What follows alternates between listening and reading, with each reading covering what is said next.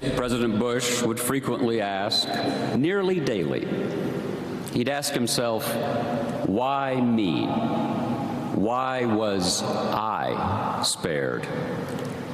And in a sense, the rest of his life was a perennial effort to prove himself worthy of his salvation on that distant morning.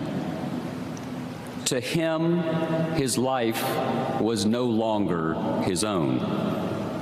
There were always more missions to undertake, more lives to touch, and more love to give. He never slowed down. On the primary campaign trail in New Hampshire once, he grabbed the hand of a department store mannequin asking for votes. When he realized his mistake, he said, "Never know, gotta ask." You can hear the voice, can't you? As Dana Carvey said, the key to a Bush 41 impersonation is Mr. Rogers trying to be John Wayne. And Jon Meacham joins us now. John, we learned from you after that you had actually you read your eulogy to the president while still alive. What was his reaction? It was fascinating. It was a great honor, of course, and I've always had, as you all probably have, the impression of sitting in churches, sitting in memorial services and thinking, geez, if only the person we're talking about could hear this. Right. And so I decided, well, why not just solve this? And so I called up last summer, I think, and said, would he like to hear it? Yes. And so he was at that point pretty much in his bedroom there in Walker's Point. And I went in and we chatted a while, and then I pulled up an ottoman next to the chair and where he was in a recliner and read it to him. And boy, his eyes didn't move. He was following everything. And at the very end, he said, "That's so nice. You know, there's an awful lot about me." Which I said, in a rather smart alecky way, I said, well, you know, that was kind of the mission here, sir.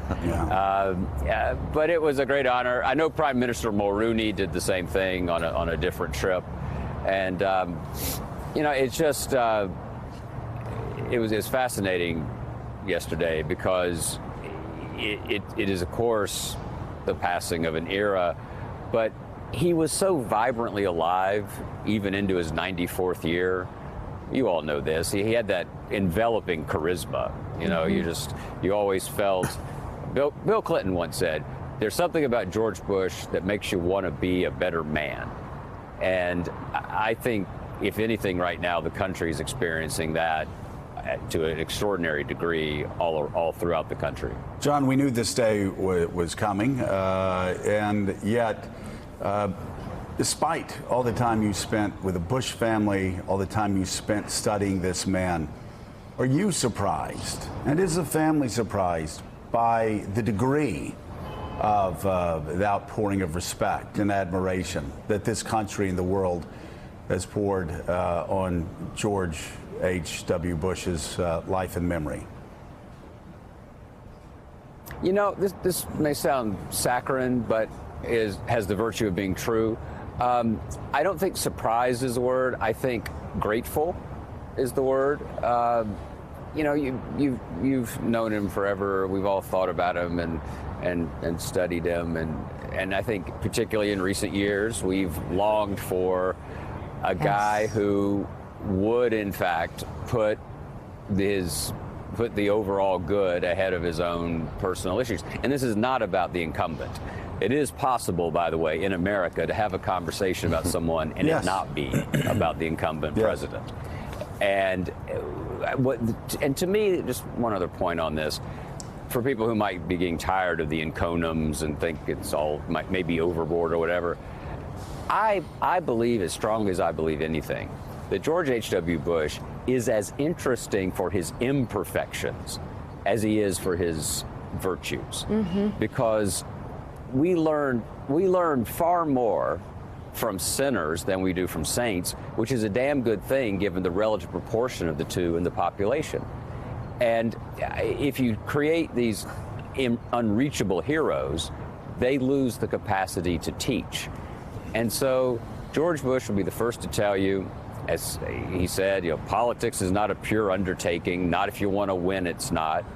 He understood. He said in his diary, if I let the press keep defining me as a loser, I wouldn't be climbing the highest mountain in the world. But then, when the crises of his time came, and he had amassed ultimate power, he spent that power in a broader interest than his own, and he knew it in real time. Yeah. He said, I'm going to be dead meat. Yep. When he did the tax deal. And so I just think the great thing about biography, the great thing about history, and these kinds of weeks, these kinds of moments, is that you can take a look at the totality of a life, and it seems to me that we learn a lot more from the past, not if we look up at it adoringly or down on it condescendingly, but look it in the eye. And if you look George Bush in the eye, you see a good and great man, not perfect, but he left us a better country. Willie Geist. Hey, John, it's Willie. I've said this to you privately, but I want to say it on TV. We, as your friends, were just so proud of you yesterday. It was such a beautiful eulogy, and you could see it in the faces of the Bush family. I don't know how well you were able to connect as you delivered it, but President George W. Bush had that shoulder-convulsing laughter at the right times, and then they had tears in their eyes there at the end. So congratulations on a job well done. John, as we look back at the presidency of George H.W. Bush, and certainly you did a great job looking back at his life, and there's no contesting that he was a great man. Is there a reassessment, do you think, and not just in the last couple of days, but more the last several years of his presidency? Often a one-term president can be dismissed as sort of a blip on the presidential radar. What do we make of his presidency today? Well, he worried about that. He worried. He said once, I feel like an asterisk lost somewhere between the glory of Reagan and the tribulations of Clinton. Right.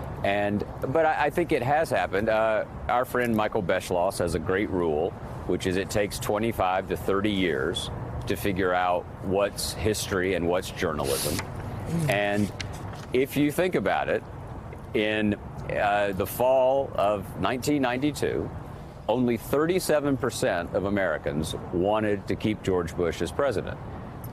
One thing you could argue about this week is if all these people loved him so much, why did he only get 37%? Right. He would have won in a landslide.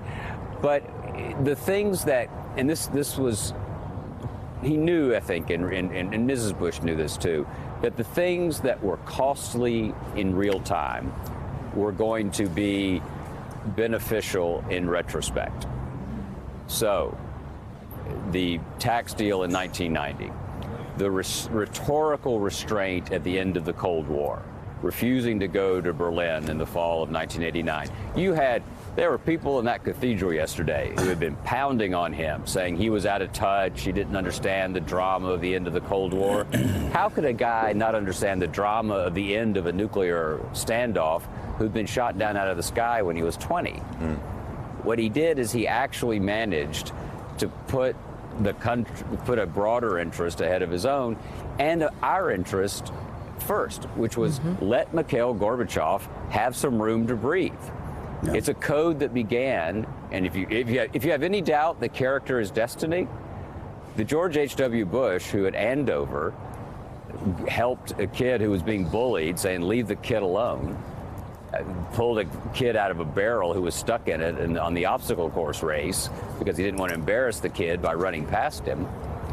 That boy was the man who knew that Gorbachev needed room to breathe because Gorbachev had a hardcore right wing that didn't want to see Russian greatness go away. And if you doubt me, I refer you to a young KGB officer named Vladimir Putin, who was one of those folks. Wow. And so his failure to get up and give the big speech and declare victory in what Kennedy called the long twilight struggle, it hurt him politically in the short term, But historically, he's going to receive enormous credit. Same on domestic policy. Find a Republican president or a Democratic president in this polarized era who could sign something like the Clean Air Act or the Americans with Disabilities Act with two houses of Congress in enemy hands. Yeah. Yeah. I don't think that's a long list. Yeah, not a long list at all, John, and we thank you for being with us. I just wanted to bring up one point that it's interesting. The last time we were together, and I remember we were at Kennebunkport, and we were out on the driveway, and the sun was setting, and we talked about how there would not be leaders like this again in our lifetime, unfortunately. And yet we were just talking around the table about perhaps the most important figure in Washington, D.C. right now, the St. Paul's man who went to Princeton, who went to UVA Law School, who served in the United States Marines, who showed uncommon valor and was awarded medals for bravery and honor. And time again throughout his life decided to pass up the ability to go into law firms and make millions and millions of dollars, and instead chose public service. And again, once again, you can talk about leaders like this without referencing the current president of the United States. There still are selfless leaders out there, and some, in fact, cut from the same cloth as George H.W. Bush. Character is destiny. The Greeks wrote that. Heraclitus wrote it. And a republic is nothing if not the sum of its parts. And so our disposition, yours and mine, our disposition of heart and mind matters enormously. And people like Director Mueller, people like George H.W. Bush, they may seem to come from a bygone era, but I promise you they don't see it that way. Because for them, they weren't governing. I'll just shift to President Bush. President Bush wasn't wandering around in a frock coat with a powdered wig. He was fighting George Mitchell, whom he used to call the Sammy Sosa of partisanship. It was real. Mika knows this from her dad. We look back. We were going to win the Cold War. Not necessarily. Yeah. And so I think that these. For some reason, Bismarck is alleged to have said that God loves drunks, little children in the United States of America.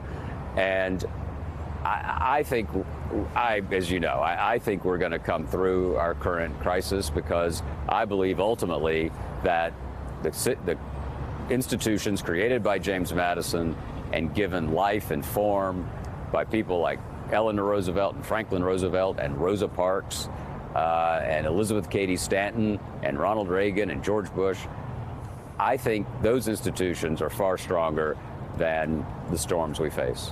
John Meacham, thank you so much. We greatly appreciate it. And Willie, John brings up a great point. We will learn a hell of a lot more from sinners than we do saints, which is why I think we provide more teachable moments. Yes. 3-hour We're time going to be period reading the than new anybody issue else. of Time magazine, Television history. which features more of your reflections, John Meacham, 41's life and legacy. Thank you very much. You see that moment yesterday, Mika, where once again W passed a mint to your hero, to Michelle Obama, who is rapidly becoming not only my hero but America's hero. Yes, she is. In that solemn moment, she always was, silent but there's church, something going on. the Bush family walking down the middle. President Bush reaches into his pocket and hands Michelle Obama a mint in a callback to their moment together that went viral at John McCain's And look at George W. Bush, a uniter, not a divider. There's the mint and the Clintons, a warm embrace by the Clintons. And Jimmy Carter, who looks, by the way, like he did in 1977. And Rosalind. They are remarkable. Carter's going to live forever. They are remarkable Still people, ahead, the Carters. an investigation into voter fraud is keeping the apparent winner of a North Carolina congressional race from taking a seat in the House. Steve Kornacki will join us to explain what's going on there. Plus, we'll talk to the woman who's been tasked with protecting the Democratic Party's House majority in 2020. Congresswoman Cheri Bustos joins us next on Morning Joe.